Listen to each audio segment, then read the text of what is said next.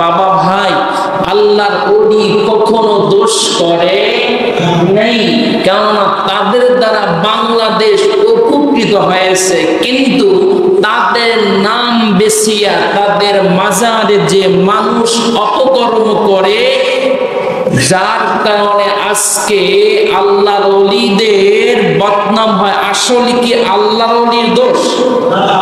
বাবা আমার মাথা আছে কিনা, আপনার আছে কিনা?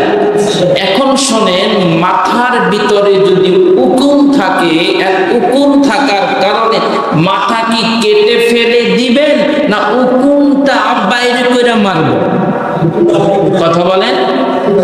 উকুনটা বাইরে করে মারতে হবে, মাথা কাটলে মানুষ কি বাঁচবে না। তদুরূপ অসংখ্য আল্লাহ ওলিদের মাজার আছে, যাদের সোহবতের কারণে, যাদের নজরে করমের কারণে বাংলাদেশ এখনো সুষ্ঠু শান্তিতে আছে, ঠিক কিনা?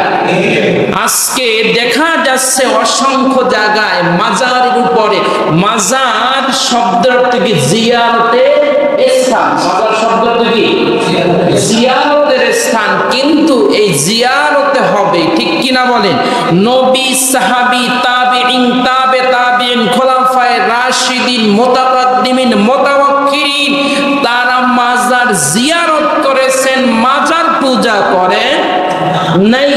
মাজারে গেলে আপনার সাথে আল্লাহর সাথে সম্পর্ক ভালো থাকতেও পারে, নাও থাকতে পারে, কিন্তু মাজারওয়ালা যিনি আল্লাহর ওলি, তার সাথে আল্লাহর সাথে কানেকশন বেশি, সম্পর্ক বেশি। এই জন্য ওয়াবতাগু ইলাইহিল ওয়াসিলা, এই আয়াতের উপরে কোনো ওসিলা তালাশ করো।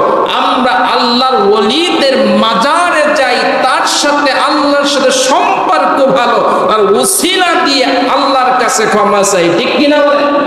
যাই কথা বলতেছিলাম যে মাথার ভিতরে উকুন থাকলে উকুন বের করে মারতে হবে, ঠিক কিনা বলে? এই জন্য যে মাথা কেটে পড়বো এটা হতে পারে না। তদুরূপ মাজার জিয়ারত বলেন, মাজারে যিনি শুয়ে আছেন তিনি একজন আল্লাহর ওলি, কিন্তু সেখানে যদি অপকর্ম হয়, কুসংস্কার হয়, সেটাকে পরিবর্তন হবে নসিহতের মাধ্যমে, আক্রোশের মাধ্যমে, ফিতনার মাধ্যমে নয়।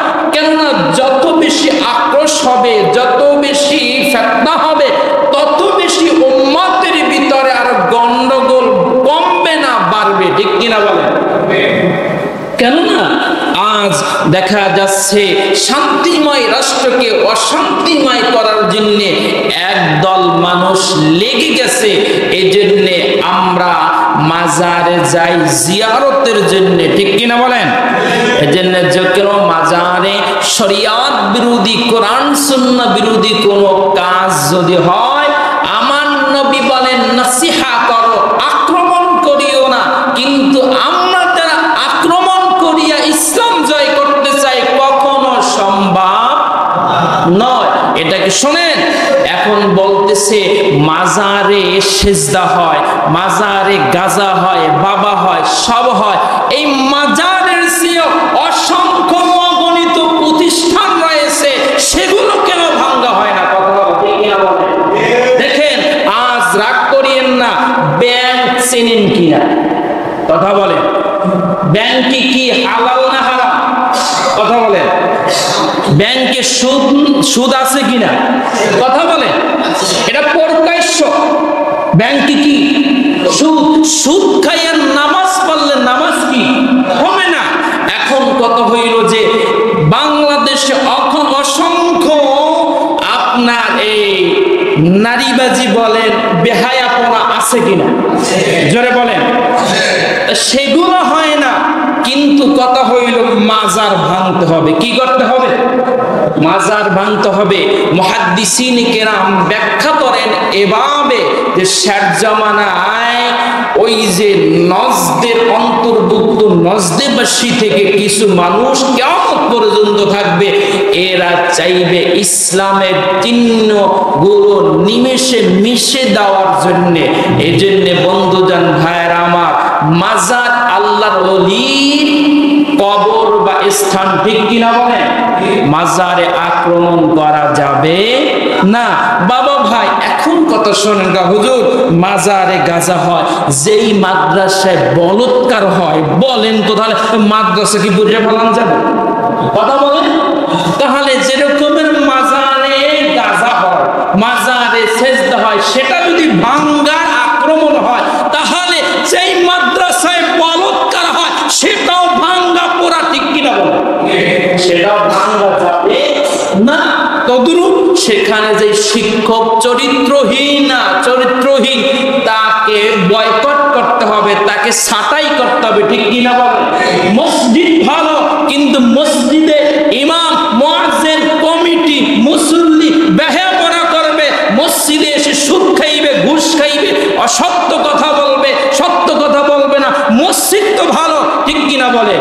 যেখানে, কেননা ইমাম যদি নষ্ট হয়, ইমাম যদি চরিত্র, ইমামকে পরিবর্তন করি, ঠিক কিনা বলেন? মসজিদ তো ভাঙ্গা যাবে না।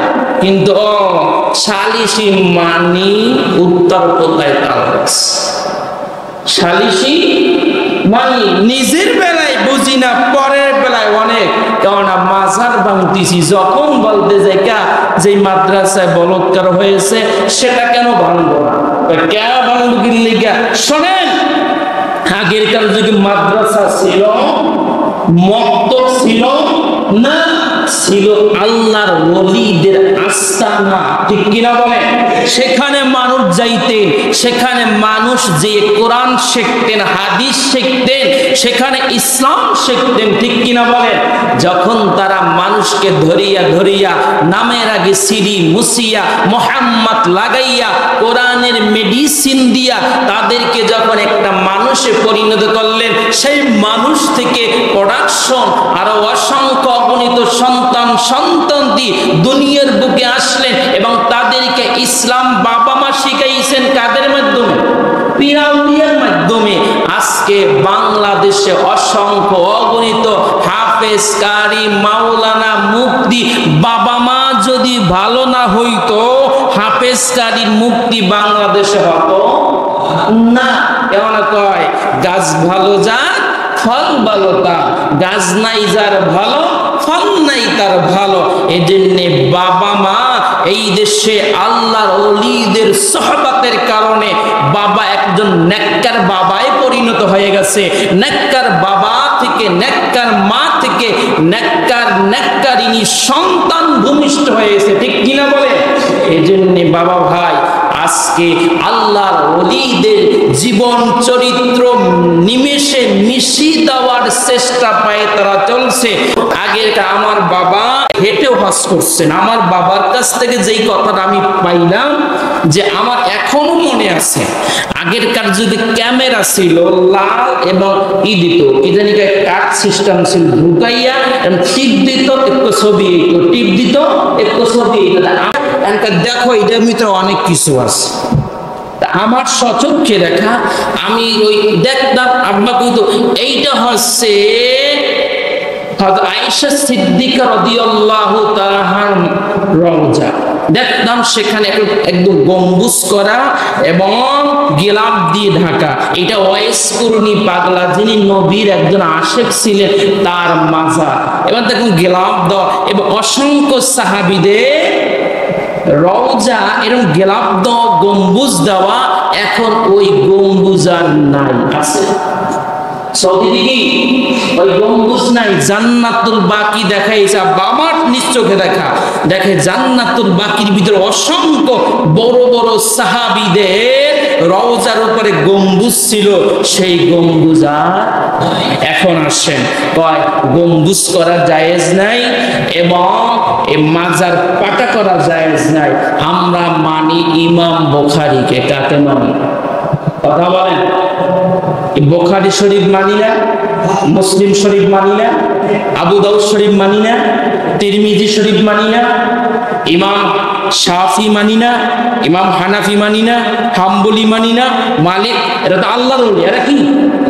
চার তরিকার যে চার মাযহাবের যে ইমাম, শাফি, মালিকি, হাম্বলি, হানাফি, এই যে চার মাযহাবের ইমাম, ইমাম বুখারী, মুসলিম, আবু দাউদ, তিরমিজি, নাসাই, ইমাম তিরমিজি, তাদের রওজা মাজার তো গিলাফ দাও এবং বান্দানো গম্বুজ দাও।